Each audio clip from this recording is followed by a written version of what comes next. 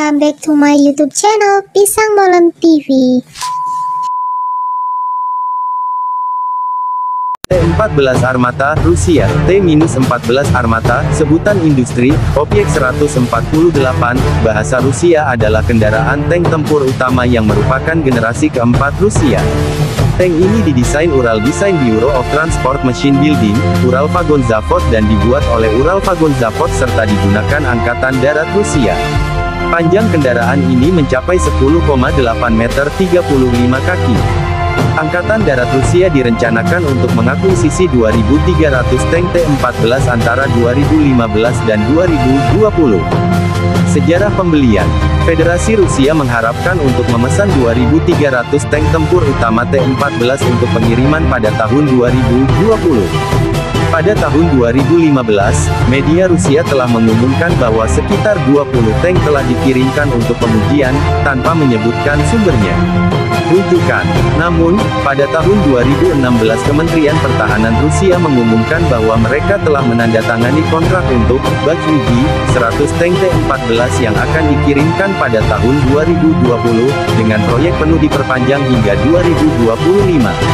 Pada pertengahan Januari tahun 2020, Kepala Rostek mengatakan tidak ada kendaraan platform armata termasuk tank T-14 yang telah dikirim, dan pada bulan Februari CEO Uralvagonzavod hanya mengatakan bahwa lapis baja platform armata tidak harus tank T-14 akan mulai dikirim untuk memulai evaluasi operasi pada tahun 2020, dengan kontrak penuh 132 kendaraan platform armata diselesaikan pada tahun 2022. Selanjutnya, juga pada bulan Februari tahun 2020 menjadi bukti bahwa serangkaian persyaratan untuk mesin tangki yang dimaksudkan tidak dipenuhi oleh Biro Konstruksi dan Proyek Pengembangan Mesin akan ditutup pada kuartal pertama tahun 2020, yang selanjutnya menunda pengenalan tangki untuk waktu yang tidak ditentukan.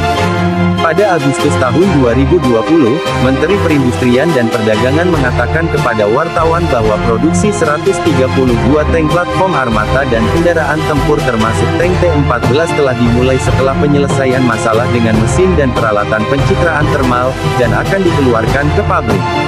Angkatan bersenjata pada tahun 2021. Desain persenjataan. Persenjataan utama dari tank T-14 adalah meriam tank Smoothbore 2A8021M 125 mm, desain baru dibandingkan dengan yang digunakan pada tank Rusia sebelumnya.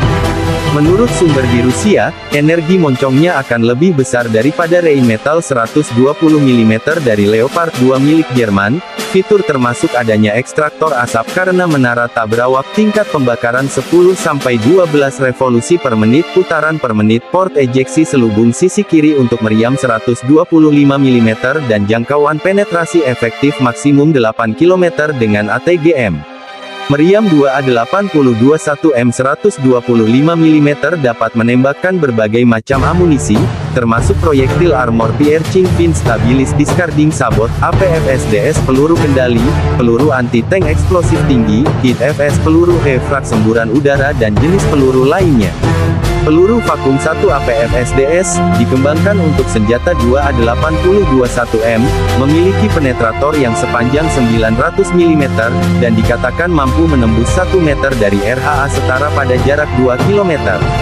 Selongsong dengan peledakan terkontrol baru Telnik Hevrak telah tersedia dan telah memasuki masa dinas.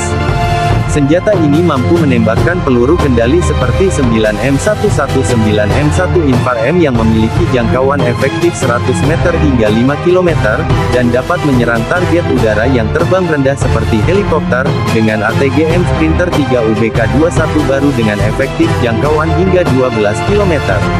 ATGM aktif Homing 3 UBK25 saat ini dalam pengembangan meriam, bahkan direncanakan akan diganti dengan kaliber 152 mm yang lebih besar, yang menurut seorang pejabat tinggi Rusia, akan mampu menembus 1 meter baja.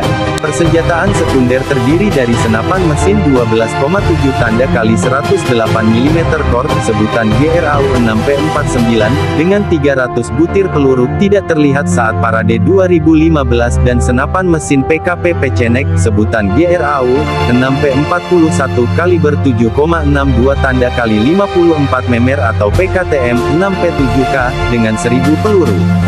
Semua senjata dikendalikan dari jarak jauh. Selain itu, 1000 butir peluru lainnya dapat disimpan secara terpisah. Senapan mesin 12,7 mm dipasang di atas pandangan komandan yang dipasang di atap turret, yang menghindari gangguan visual, sedangkan bagian depan turret memiliki celah khusus yang diperkirakan dimaksudkan untuk senapan mesin koaksikal 7,62 mm.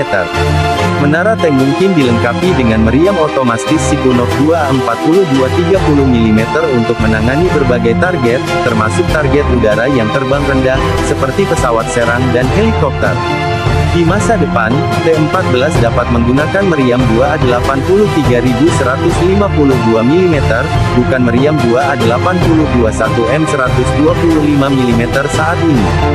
Meriam, yang pertama kali dikembangkan pada tahun 2000 untuk prototipe T-95, memiliki selongsong APFSDS berkecepatan tinggi dengan kecepatan peluru 1980 meter per detik, hanya jatuh ke 1900 meter per detik pada 2 km.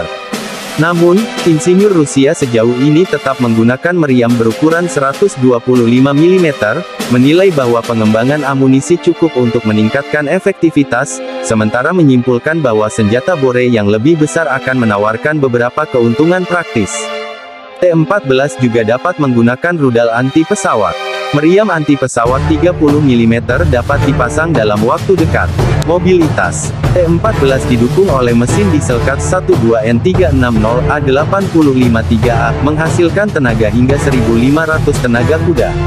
Tenaga maksimum teoritis mesin, yang biasanya tidak digunakan, adalah 2000 tenaga kuda, dengan biaya yang secara drastis mengurangi masa pakai, diproyeksikan minimal 2000 jam pada nominal 1500 tenaga kuda, sebanding dengan tangki modern lainnya mesin, dan hingga 10.000 jam dengan kecepatan 1200 tenaga kuda.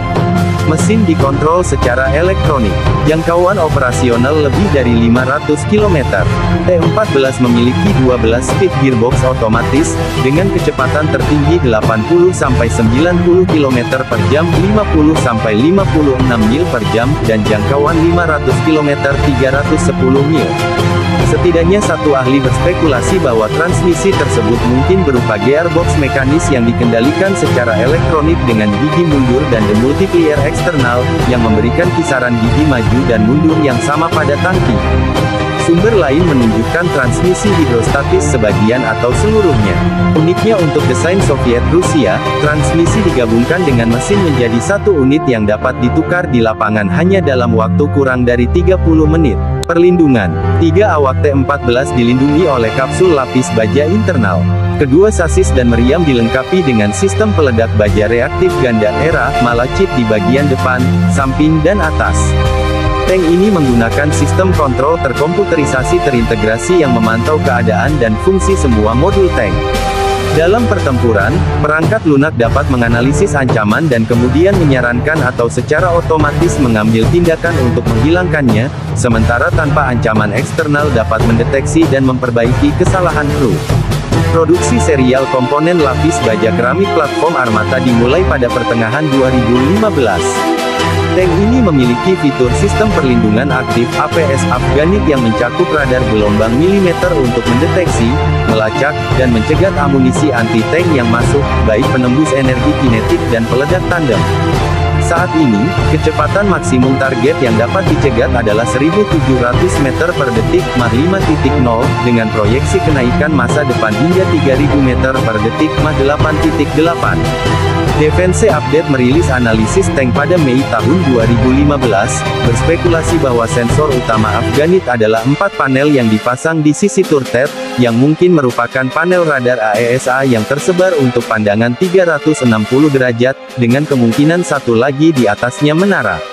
Menurut pendapat mereka, bagian aktif dari sistem terdiri dari elemen hard kill dan soft kill, yang pertama secara aktif menghancurkan proyektil yang masuk seperti roket terarah atau shell artileri, sedangkan yang kedua membingungkan sistem panduan ATGM, menyebabkan mereka kehilangan kunci target. Mereka percaya bahwa sistem itu akan efektif melawan ATGM generasi ketiga dan keempat, termasuk Hellfire, TOW, Bill, Javelin, Spike, Brimstone, dan JAGM, serta senjata berfusi sensor SFW. Peluncur mematikan Afganit adalah tabung panjang yang dipasang dalam kelompok 5 antara sisi depan meriam dan sasis. Ini mengirimkan muatan yang diaktifkan secara elektronik yang menembakkan jenis hulu ledak yang tidak diketahui ke arah target. Banyak analis saat ini menganggap itu adalah suatu bentuk muatan fragmentasi eksplosif tinggi, tetapi kemungkinan telah dimunculkan oleh sumber lain dari penggunaan hulu ledak yang lebih padat, mungkin mirip dengan penetrator yang terbentuk secara eksplosif, seperti yang terlihat dalam paten Rusia Ru-2.263.268. Tangki ini juga dilengkapi dengan NII Stali Upper Hemisphere Protection Complex, yang terdiri dari 2 peluru yang DPT dikemudikan dengan masing-masing 12 muatan yang lebih kecil, dan VLS Turret Top dengan 2 kartrid yang lebih mirip, sesuai dengan soft kill APS kendaraan. Selain itu, dengan menggunakan radar AESA dan senapan mesin anti pesawat, dimungkinkan untuk menghancurkan rudal yang masuk dan peluru yang terbang lambat kecuali penembus energi kinetik. Pada Juli tahun 2015, Wakil Direktur Perusahaan Pembuat Tank Uralvagon Zavod mengklaim T-14 tidak akan terlihat oleh radar dan deteksi inframerah karena cat penyerap radar dan penempatan komponen dengan tanda panas jauh. Di dalam lambung bentuk turret dirancang untuk mengurangi radio dan tanda termal untuk kendaraan darat siluman. Menurut Pravda, T-14 adalah satu-satunya tank di dunia yang memenuhi prinsip 6 zona, yang secara kasar diterjemahkan menjadi 1. Menghindari tabrakan dengan musuh yang lebih kuat dengan menggunakan radar untuk mendeteksi dan menghindarinya. 2. Menghindari deteksi dengan menggunakan karakteristik siluman. 3. Menghindari akuisisi target dengan menggunakan sistem peperangan elektronik untuk mengganggu target akuisisi musuh. 4. Menghindari terkena serangan dengan menggunakan sistem perlindungan aktif untuk mengganggu amunisi yang masuk. 5. Menghindari penetrasi dengan menggunakan baju besi pasif. 6. Menghindari kehancuran dengan cara menempatkan awak kapal di dalam kapsul yang dilindungi. Sensor dan komunikasi. T-14 dilengkapi dengan radar AESA 26,5-40 GHz, yang digunakan terutama oleh APS. Hingga 40 target udara atau 25 darat dengan ukuran hingga 0,3 meter, 12 inci, dapat dilacak secara bersamaan pada jarak hingga 100 km. Sistem pelacakan menyediakan solusi penembakan otomatis untuk penghancuran target, yang kemudian dapat ditransfer ke APS atau komputer kendali senjata utama. Tank ini akan mampu memberikan sebutan target untuk artileri dan bertugas di pertahanan udara dan peran pengintaian. T-14 menggunakan saluran komunikasi yang sangat terlindungi yang menghubungkan sekelompok T-14 dan pos komando. Komandan dan penembak memiliki pencitraan multispektral yang sebagian besar identik, dengan spektrum elektromagnetik yang terlihat dan saluran termografi dan pengintai laser. Penglihatan komandan dipasang di atas menara dan memiliki bidang pandang 360 derajat, sedangkan penembak, terletak di ceruk menara di sebelah kiri meriam, bekerja keras untuk itu dan juga dilengkapi dengan saluran periskopik penglihatan langsung dan penanda laser untuk rudal anti-tank SACLOS yang diluncurkan dari senjata T-14. Jarak deteksi objek seukuran tangki untuk kedua pemandangan adalah 7.500 meter, 8.000, di siang hari, melalui saluran TV periskopik, dan 3.500 meter di malam hari melalui saluran termal. Ada juga penglihatan yang mendukung penglihatan malam cadangan, dengan jarak deteksi masing-masing 2.000 per 1.000 m. Selain periskop penglihatan tradisional, pengemudi memiliki kamera inframerah pandang depan dan sejumlah kamera zoom CCTV tertutup.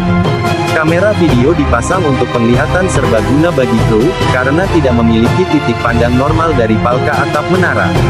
Cakupan kamera 360 derajat ini mungkin salah satu fitur T-14 yang paling tidak biasa, diperlukan karena visibilitas yang sangat terbatas tampaknya.